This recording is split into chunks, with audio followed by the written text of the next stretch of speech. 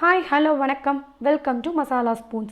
இந்த வீடியோவில் வாழைக்காய் வச்சு எப்பவும் செய்கிற போல் ஒரு யூஸ்வலான பொரியல் இல்லாமல் கொஞ்சம் டிஃப்ரெண்ட்டான ஒரு ரெசிபி வாழைக்காய் புட்டு எப்படி செய்கிறதுன்னு பார்க்கலாம்.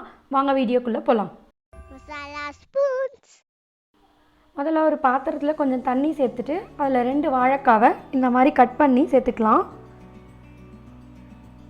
சேர்த்துட்டு இதை மூடி வச்சு ஒரு 5லேருந்து 10 நிமிஷம் மீடியம் ஹீட்டில் நல்லா வேக வச்சு எடுத்துக்கலாம். அந்த தோலெல்லாம் கொஞ்சம் கருப்பாக ஆற வரைக்கும் இருந்தால் போதும்.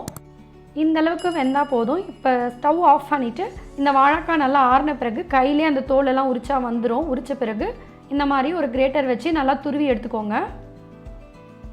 இப்போ ஒரு பேனில் 2 டேபிள் ஸ்பூன் எண்ணெய் சேர்த்துக்கலாம்.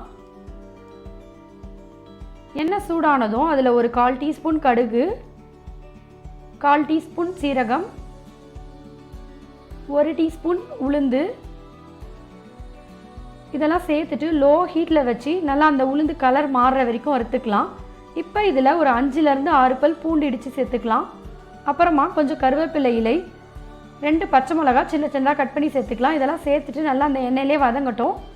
இப்போ இதில் ஒரு மீடியம் சைஸ் வெங்காயம் சின்ன சின்னதாக கட் பண்ணி சேர்த்துக்கலாம். சேர்த்துட்டு வெங்காயம் நல்லா ஓரளவுக்கு ஒரு 70% வதங்கணும்.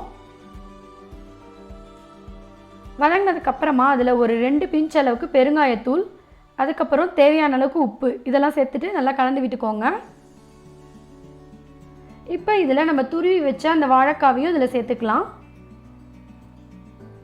இந்த ரெசிபிக்கு நீங்கள் நான்ஸ்டிக் பேன் இல்லை இரும்பு கடாய் அந்த மாதிரி வச்சு பண்ணிங்கன்னா ரொம்ப சூப்பராக வரும். இப்போ இந்த வாழைக்காவை அந்த மசாலாவோட நல்லா கலந்து விட்டுருங்க. இப்போ இதில் 1 டேபிள் ஸ்பூன் தேங்காய் துருவல் இதெல்லாம் சேர்த்துட்டு நல்லா கலந்த பிறகு லோ ஹீட்டில் வச்சு ஒரு 5 நிமிஷத்துக்கு நல்லா கலந்து விட்டுட்டே இருந்தால் அது லைட்டாக கிறிஸ்பாக கொஞ்சம் சாஃப்டாக இருக்கும். அது சாப்பிட ரொம்ப நல்லாவே இருக்கும். ஸோ கண்டிப்பாக நீங்களும் இதே மாதிரி ட்ரை பண்ணி பாருங்கள். ட்ரை பண்ணி பார்த்துட்டு எப்படி இருந்ததுன்னு மறக்காமல் கமெண்ட் பண்ணுங்கள். அப்படியே மசாலா ஸ்பூன்ஸ் சேனலுக்கு சப்ஸ்கிரைப் பண்ணிக்கோங்க. பக்கத்தில் இருக்க நோட்டிஃபிகேஷன் பெல் ஐக்கானையும் கிளிக் பண்ணிக்கோங்க. தேங்க்ஸ் ஃபார் வாட்சிங். நன்றி.